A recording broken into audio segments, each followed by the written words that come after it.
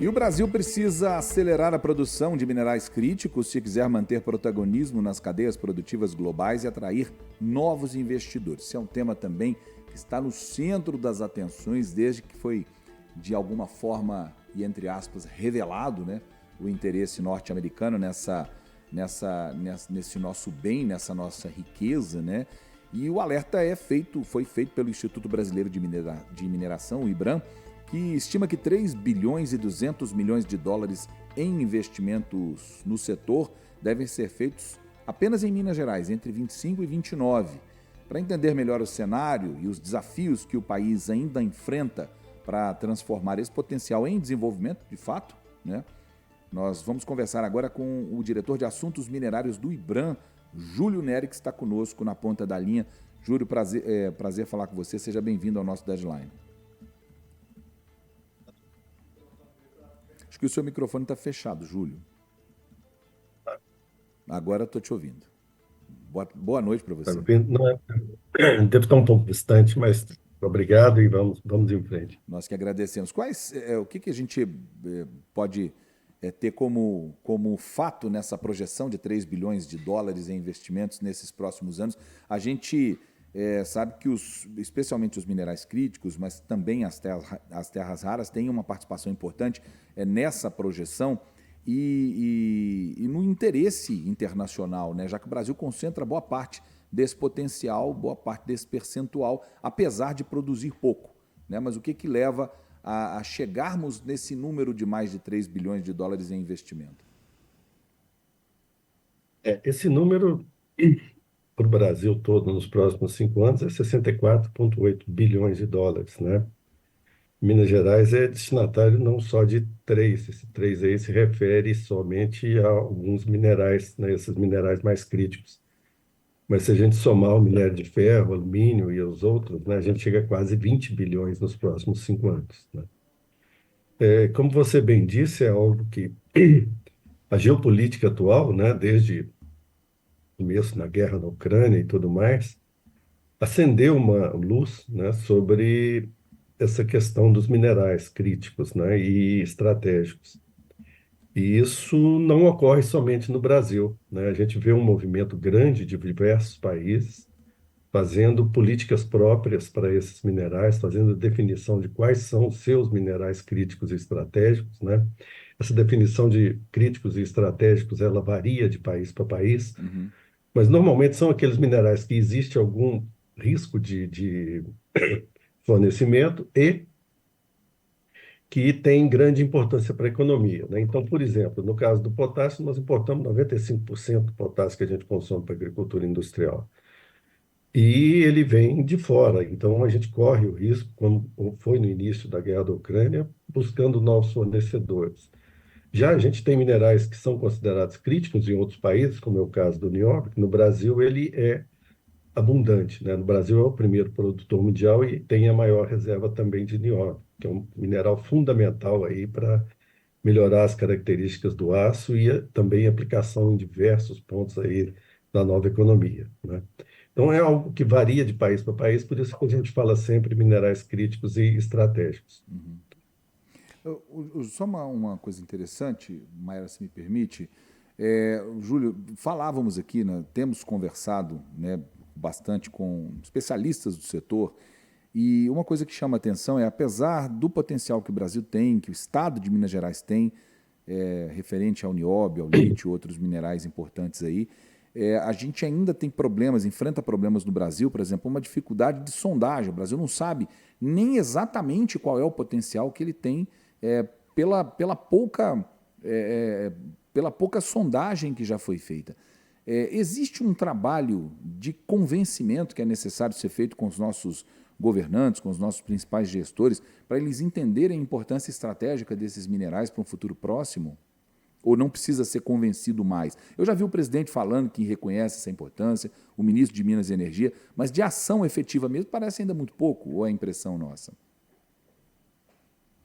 O próprio presidente ele falou em uma entrevista que nós desconhecemos 70% das nossas reservas, né? E esse número, eu acredito, que ele tira em função de que a gente vê aí trabalho do próprio Serviço Geológico Brasileiro, né, que nós temos somente 27% do nosso território conhecido numa escala de maior detalhe, né, para a identificação de novas jazidas.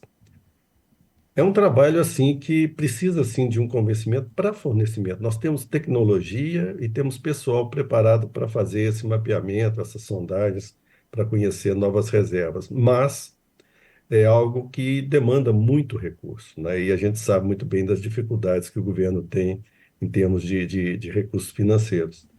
Mas precisa sim de um convencimento, né, do próprio governo em destinar essas verbas tanto para a Agência Nacional de Mineração quanto para o Serviço Geológico Brasileiro, para melhorar esse conhecimento geológico do Brasil. Uhum. A gente tem um dado aqui que diz que 78% dos aportes em lítio vão para o Vale do Jequitinhonha. É uma região que tem atraído muita atenção justamente por conta disso. E o que a gente pode falar em relação às perspectivas para essa região nos próximos anos? Olha, a gente já tem no Vale do Jequitinhonha hoje, né, duas empresas operando, produzindo lítio, né? E temos uma outra terceira empresa em Minas Gerais, na região de Nazareno, aqui mais para o sul de Minas. A região do Vale do Jequitinhonha, ela é uma região que tem um potencial para a produção de lítio muito grande. A gente tem mais de 10 projetos de pesquisa trabalhando atualmente, sondando áreas no Vale do Jequitinhonha, né, que vão, né, algumas delas vão virar empresas produzindo, né, o lítio daqui a um tempo, né? Isso demora quando está na fase da pesquisa mineral. Até chegar na produção, vão-se aí pelo menos 4, 5 anos para isso, né? Então, como as pesquisas começaram no ano passado, a gente imagina que em mais 4 anos a gente possa ter alguma outra produzindo. É um processo que mineração é sempre longo, né? Mineração, raramente você vai conseguir uma mina operar num prazo curto, a menos que seja de areia, brita ou de agregados, argila, né? Que são atividades onde você tem um resultado mais rápido. Mas no caso desses minerais, lítio, nióbio, terras raras, minério de ferro, ouro, né? Você sempre tem nessa fase de pesquisa até a produção pelo menos uns 4, 5 anos.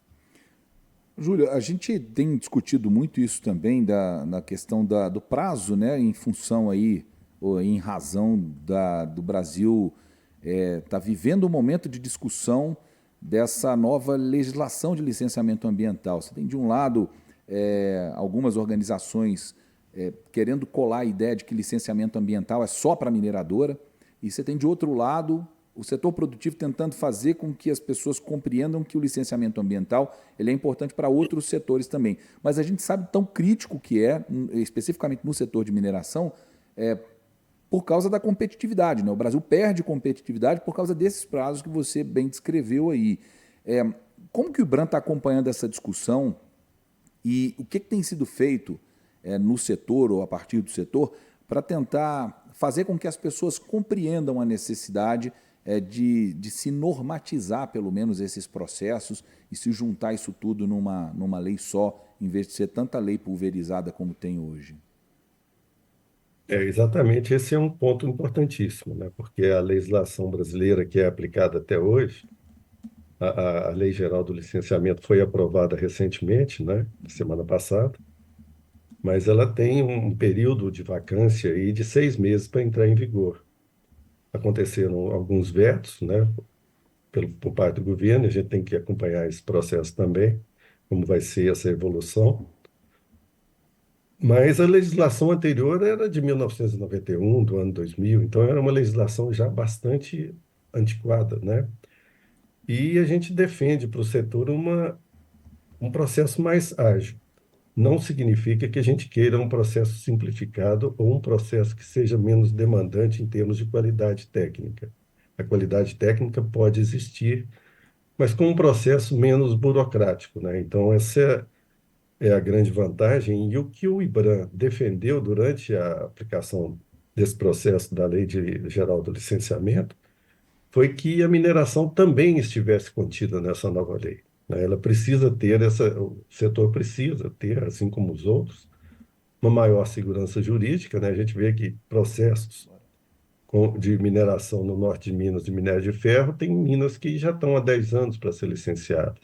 potássio, que é um mineral extremamente importante no Brasil, lá em Autazes, demorou também um período muito longo, quase isso, para conseguir sua licença. Temos um projeto para fosfato no Ceará também, que já se vai lá 5, 6 anos para fazer esse licenciamento. Então, o que a gente defende é que isso seja de uma forma mais ágil, né? Não que seja mais simples. A gente sabe que os projetos de mineração, eles possuem um potencial de impacto alto, por isso sempre vão ser classificados na forma mais, vamos dizer assim, demandante em termos de qualidade dos documentos exigidos no processo de licenciamento. Mas isso é um fato e a gente tem que aceitar e estamos trabalhando com essa realidade. Mas essa análise, ela pode ser feita de uma forma mais ágil, sem perda da qualidade da análise. É isso que a gente defende. Muito bem. Então, Júlio, eu só queria fazer uma outra pergunta aqui. Quando a gente fala em relação a investimentos no setor, qual que seria a posição do IBRAM especificamente? A gente tem que apostar em políticas públicas para o desenvolvimento de pesquisa, ou a gente deveria abrir assim para parcerias privadas? E se for para fazer com parceiros privados, eles poderiam ser estrangeiros ou empresas brasileiras? Olha, a situação atual, né, a gente já tem muitas empresas estrangeiras trabalhando no Brasil. A gente, se pegar a listagem aí das empresas estrangeiras, não há, nesse momento, restrição no Brasil para entrada de capital estrangeiro. Existem regulamentos na lei, né, que essas empresas têm que cumprir, mas que não existe assim essa restrição, essa proibição de entrada. Então, você já tem hoje diversos exemplos de empresas estrangeiras, né, de grande porte, de médio porte, trabalhando aqui.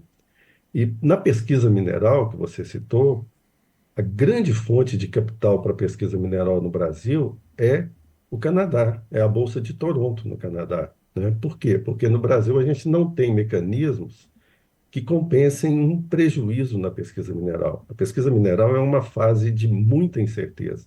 De cada 100 projetos que você começa a sondar, eu estou falando de sondar já, o que significa que seja uma boa anomalia para ser pesquisado. De cada 100, você vai ter 2 bons projetos, né, que podem virar mil. Então você vê que existe um índice aí de insucesso muito grande. E quando você vai ao Canadá ou à Austrália, lá em Perth, na Austrália, tem outro centro de capital importante, esses países criaram mecanismos que podem compensar o investimento que você faz na bolsa nessas empresas de pesquisa mineral. As empresas júniores do Brasil hoje têm a maioria do seu capital vindo ou do Canadá, principalmente, ou da Austrália, em segundo ponto. E aí a gente, dentro do IBAN, nós trabalhamos para desenvolver, junto com a B3 aqui, tem um grupo chamado Invest Mining, onde participa o BNDES, a DIMB, né, a BPM, Associação Brasileira de Pesquisa Mineral, e o próprio IBRAM, né, além de outras instituições, justamente no sentido de buscar esse desenvolvimento aqui. Nós precisamos trazer esse mecanismo para cá, né? Não é subsídio, é um mecanismo de compensação de investimento próprio, né, de pessoas poderem investir na bolsa, nessa pesquisa mineral, para que você tenha uma melhor disponibilidade de capital para isso.